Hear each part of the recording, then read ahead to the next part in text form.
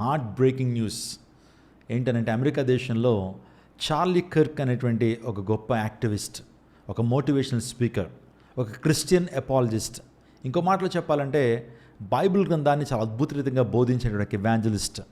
ఆ వ్యక్తి సెప్టెంబర్ 10వ తారీఖున ఒక గన్ షాట్ ద్వారా, ఒక స్నైపర్ గన్ చేత ఆ వ్యక్తి కాల్పుల్లో అసాసినేట్ చేయబడ్డాడు.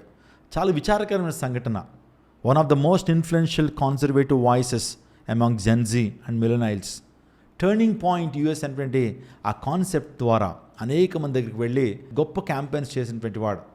వాస్తవానికి డొనాల్డ్ ట్రంప్, ఆ వ్యక్తి ప్రెసిడెంట్ అవ్వడానికి కూడా ప్రముఖమైన పాత్రను పోషించినటువంటి వారు చార్లీ కర్క్. అనేకమైనటువంటి క్యాంపెయిన్స్ నిర్వహించాడు. ఆ వ్యక్తి భారతదేశానికి సంతకు చెందినటువంటి వివేక్ రామస్వామి అనేటువంటి వ్యక్తితో కలిసి అనేక స్టేట్స్లో ఆ వ్యక్తి క్యాంపెయిన్స్ నిర్వహించి డొనాల్డ్ ట్రంప్ విజయానికి ఎంతగానో ప్రముఖమైన పాత్ర వహించినటువంటి వాడు చార్లీ కర్క్. ఆ వ్యక్తి మరణం ఈ రోజున ప్రపంచవ్యాప్తంగా సంచలనమైంది. ఆ వ్యక్తిని ఎందుకు చంపాల్సి వచ్చింది? వాస్తవానికి ఆ వ్యక్తి మిలియన్స్లో ఆ వ్యక్తిని ఫాలోవర్స్ ఉన్నారండి. యూత్ ఐకాన్, 31 years, 31 సంవత్సరాలు మాత్రమే అనేక మందిని ప్రభావితం చేసినటువంటి అతని యొక్క బోధలు, అతని యొక్క సందేశాలు, అతని యొక్క teachings. Bring the best libs that Utah has to offer.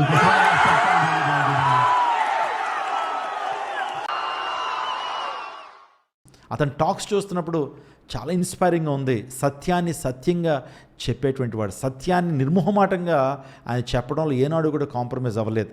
నాటి వీడియో చూస్తున్నప్పుడు ఒక అమ్మాయి ప్రశ్న అడుగుతుంది, ఆ Q&A సెషన్లో ప్రశ్న అడుగుతుంది, అనేక ప్రాంతాలకు తిరుగుతున్నారు కదా, నీకు భార్య ఉంది, పిల్లలు ఉన్నారు, అందుని బట్టి వారు ప్రాముఖ్యం కాదా? మీరు ఇలా బైబిల్ బోధిస్తున్నారు, అనేక మంది క్రైస్ట్ గురించి చెప్తున్నారు అన్నప్పుడు అతను చెప్పిన ఆన్సర్ ఏంటి తెలుసా? నా భార్య కంటే నా బిడ్డల కంటే క్రైస్టే నాకు ప్రాముఖ్యము. So I put God first in my life.